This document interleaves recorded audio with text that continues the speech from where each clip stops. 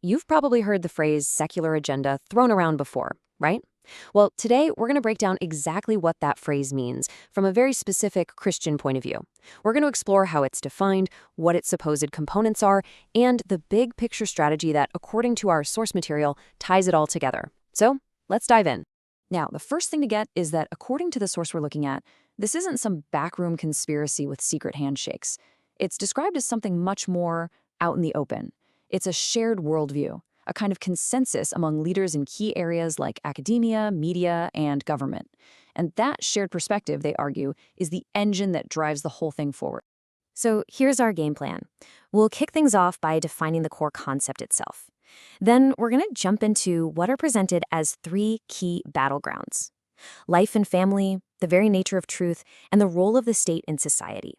And we'll wrap it all up by looking at the long game strategy that this perspective claims connects all those pieces. All right, first things first. What are we actually talking about when we use this term, at least from the viewpoint we're examining? Let's get to the core definition. Okay, so from this traditional Christian perspective, the secular agenda is seen as this all-encompassing effort to basically re-engineer society from the ground up. And the ultimate goal, they say, is to cut modern culture off from its foundational Judeo-Christian roots. You've got to remember, this definition is the lens through which everything else we're about to discuss is viewed. So, if that's the goal, where does it actually show up? Well, the source points first to two areas that it sees as deeply connected: our basic understanding of life itself and the very structure of the family. You can really see two big fronts here. On the one hand, you have the bioethical side. The goal is described as establishing total human control over life and death, which, of course, runs up against a Christian view of life as a gift from God. This plays out, the source says, in things like framing abortion as healthcare or euthanasia as dignity. Then, on the other hand, you have the sexual and gender front. Here, the stated aim is to dismantle the nuclear family, and that's pushed forward by normalizing different forms of marriage and promoting gender ideology. So how does this actually happen? The source lays out a few key tactics. First up, linguistic engineering. Changing the words we use to change how we think. A baby becomes a fetus. Then there's judicial fiat, using court rulings to create new rights, basically bypassing the whole legislative process. And of course, there's public education, corporate DEI policies, and just a constant saturation of these ideas in movies and TV to create a sort of new normal. And this right here, this gets to the absolute heart of the matter from a theological standpoint. From this Christian perspective, these agendas targeting family and gender are seen as a direct assault on the biblical concept of the created order. Specifically, that verse in Genesis that says, God created humanity male and female. This is why it's seen as such a fundamental issue. Okay, moving on from family and life, the next battleground, according to this perspective, is a fight over truth itself. They call this the epistemological agenda. So the big goal here? It's to position a materialistic, scientific worldview, science with a capital S, as the only valid way of knowing what's true. Religious claims, those get pushed into the category of private feelings, not public truth. And the specific agenda involves promoting what's called scientism, the belief that if you can't test it in a lab, it's not real, and pushing a version of history that often frames Christianity's role in the West as almost entirely oppressive. And how do they say this is being done? They point to two major areas. First, what they call university capture. The idea that openly Christian or conservative thinkers are systematically sidelined from getting influential academic jobs. And second, the rise of the fact-check industry, which, it's argued, is sometimes used as a tool to label traditional religious claims as simply misinformation. Okay, so if you can redefine truth, what's next? Well, according to this view, it's about reshaping our politics. This next part explores the argument that as religion gets pushed out of the public square, the state naturally expands to fill that vacuum.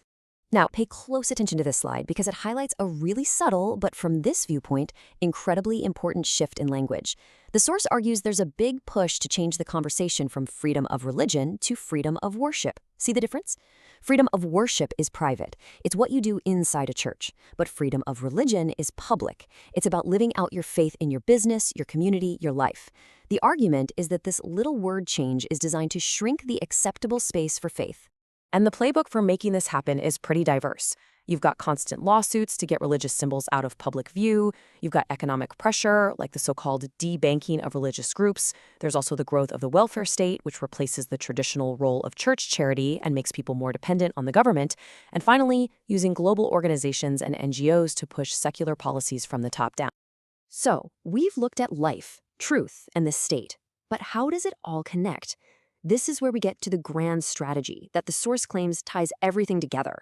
This overarching strategy is called the Long March Through the Institutions, and it's a concept attributed to the Italian political theorist Antonio Gramsci. The core idea isn't some violent overnight revolution. No, it's a much slower, more methodical takeover of a culture from the inside out.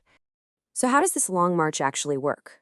Well, it breaks down into 3 pretty straightforward steps. Step 1, slowly get control of the cultural gatekeepers. We're talking universities, the media, the court system, even HR departments.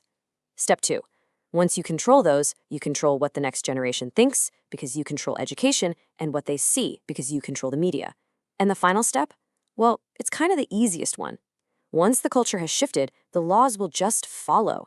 They'll change almost automatically to reflect the new values.